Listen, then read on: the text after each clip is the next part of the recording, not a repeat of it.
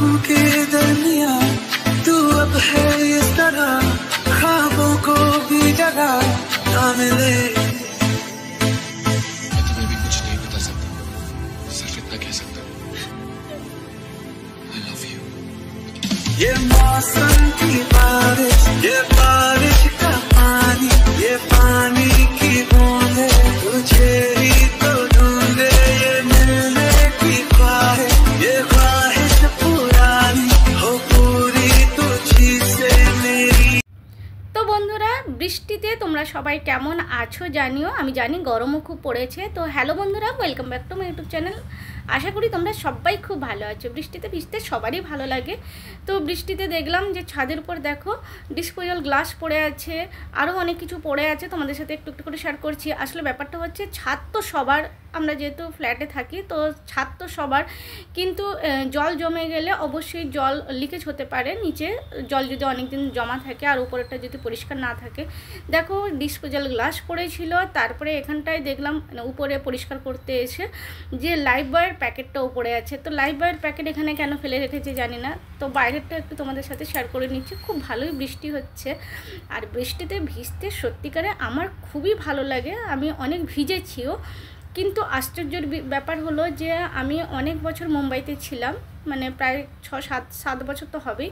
তো 7-8 বছর মুম্বাইতে থাকার ইয়েতে মানে থেকেছিলাম। তখন বৃষ্টির জল যদি গায়ে পড়তো তখন জ্বর হতোই। মানে বৃষ্টির জল এক ফোঁটা আমার গায়ে পড়েছে কি পড়েনি, জ্বর আমাকে হবেই। তো সেই জন্য আমি একদমই ভিজতাম না কখনোই, কারণ আমি সেটা জেনে গেছিলাম। তো বেকারের জ্বর ডেকে নিয়ে আসার কোনো মানে হয় না, তাই ইচ্ছা থাকলেও আমি কখনো ভিজিনি। কিন্তু এখানটায় এসে আমি দেখলাম, ইন্দোরে এসে, যেটা আমার আগেও ছিল যে বৃষ্টিতে ভিজলে জ্বর কখনো এলো সেটা আলাদা কথা, কিন্তু অনেক সময় আসে না, তাই ভিজলাম। তো আজকে সোমবার, তাই তোমাদের সাথে ভোলে বাবার একটু মানে দর্শন করালাম। কত সুন্দর লাগছে ভোলে বাবাকে। তো আজকে সোমবারে কি করব বৃষ্টির দিনে, আর অবশ্যই বৃষ্টির দিন মানে জানো তোমরা কোনটা ভালো লাগে। তো ভাবলাম সেটাই বানিয়ে নিই। ফুলকপি আলু অনেকটাই বড় বড় করে কেটেছি, একদম বড় বড় করে। তো সেটাকে একটু ভেজে নিচ্ছি, একটু তেলে ফ্রাই করে নিচ্ছি। বড় বড় করে কেটেছি কারণ অনেকটা গলে যাতে না যায়। আর এই যে বেগুন ভাজাও করে নিয়েছি তার আগে। আর এখানটায় আমি কি বসিয়েছি সেটা সবাই বুঝতে পারছো, সেটা হচ্ছে খিচুড়ি। অবশ্যই আমি সয়াবিন দিই খিচুড়িতে। আর সয়াবিনকে আমি আগে ভালো করে জলে ভিজিয়ে যেমন হয় আর কি, তারপরে তেলে নুন দিয়ে ভেজে নিয়েছিলাম, তারপরে এটাতে দিয়ে দিয়েছি।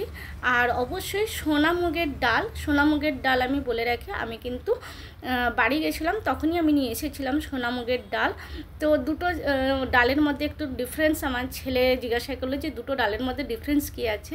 তাই তো তাকেই দেখাচ্ছিলাম যে দেখ, এটা হচ্ছে নর্মাল মুগ ডাল, এটা হচ্ছে সোনা মুগের ডাল। তো সোনা মুগের ডাল যখন বাড়িতে আছে তো ভাবলাম আজকের দিনে ভীষণ ভালো লাগবে আমার মনে হয়। আর তার সাথে এই চালটা একটু তোমাদের সাথে শেয়ার করি।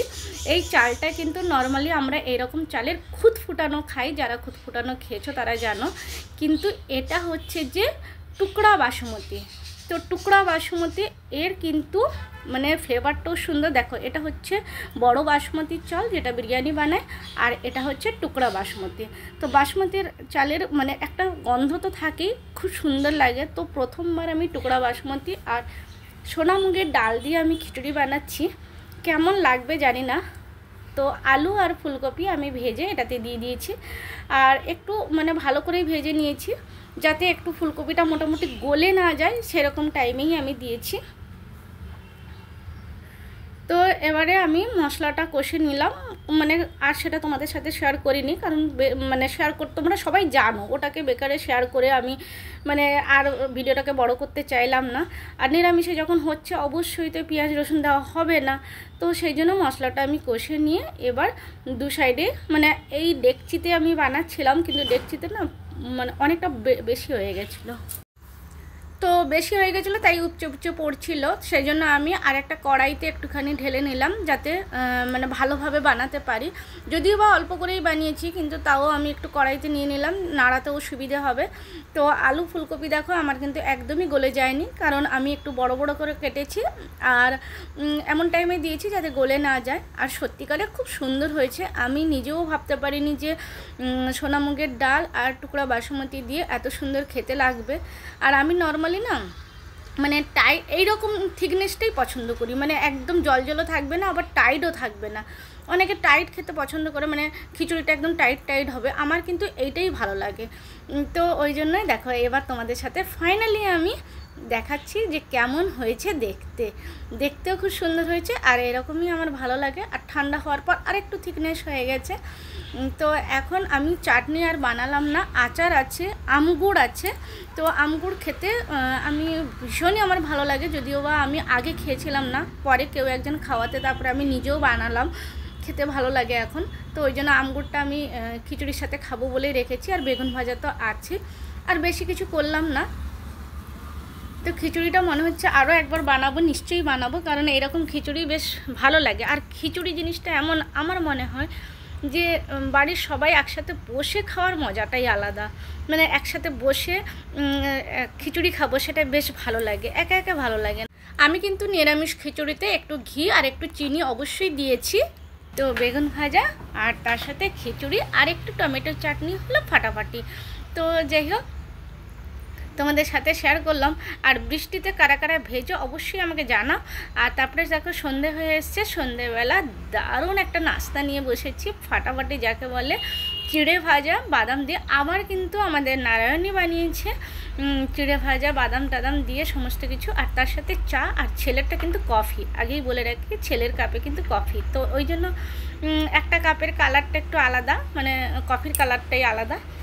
তো যাই হোক, সন্ধেবেলা এখনও সন্ধে হয়নি, একটু বিকাল আছে, লাইট আছে, একটু সন্ধে হলে তারপরে সন্ধে দেবো, এখনও সন্ধে হতে একটু দেরি আছে।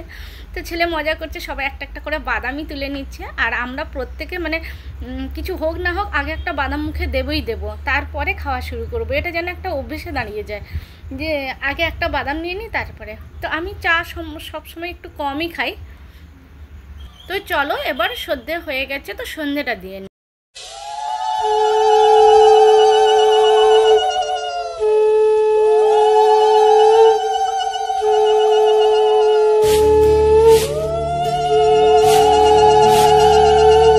এসো মা লক্ষ্মী, বসো মা লক্ষ্মী, থাকো মা লক্ষ্মী ঘরে ঘরে।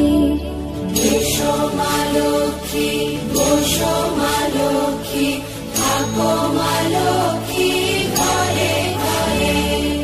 গাছে থাকা ফুল ফলার মাঠে সোনার ধান, ও মা গাছে থাকা ফুল ফলার মাঠে সোনার ধান।